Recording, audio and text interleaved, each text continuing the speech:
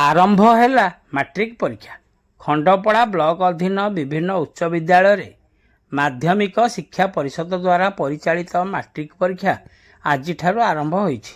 ଶିକ୍ଷା ବିଭାଗ ସୂଚନା ଅନୁଯାୟୀ ପ୍ରଥମ ଦିନ ଖଣ୍ଡପଡ଼ା ବ୍ଲକ ଅଧୀନ ରାମଚନ୍ଦ୍ର ଉଚ୍ଚ ବିଦ୍ୟାଳୟ ନୋଡାଲ କେନ୍ଦ୍ର ଦ୍ୱାରା 11ଟି କେନ୍ଦ୍ର ପରିଚାଳିତ ହେଉଥିବା ବେଳେ ମୋଟ 1569 ଛାତ୍ରଛାତ୍ରୀଙ୍କ ମଧ୍ୟରୁ 1548 ଜଣ ପରୀକ୍ଷା ଦେଇଥିବା ବେଳେ 21 ଜଣ ଅନୁପସ୍ଥିତ ରହିଛନ୍ତି।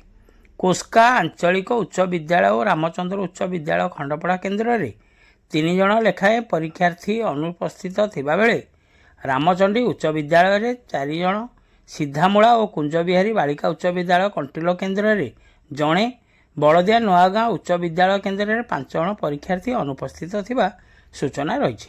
ସେହିପରି ଖଳିସାହି ଲିଙ୍ଗରାଜ ଉଚ୍ଚ ବିଦ୍ୟାଳୟ ଓ ବାଇଗୁଣିଆ ଉଚ୍ଚ ବିଦ୍ୟାଳୟ କେନ୍ଦ୍ରରେ 2 ଜଣ ଲେଖାଏଁ ପରୀକ୍ଷାର୍ଥୀ ଅନୁପସ୍ଥିତ ଥିବା ନୋଡାଲ କେନ୍ଦ୍ର ସୁପରିଟେଣ୍ଡେଣ୍ଟ ତଥା ରାମଚନ୍ଦ୍ର ଉଚ୍ଚ ବିଦ୍ୟାଳୟର ପ୍ରଧାନ ଶିକ୍ଷୟିତ୍ରୀ ଲିପ୍ସା ନନ୍ଦଙ୍କଠାରୁ ସୂଚନା ମିଳିଛି।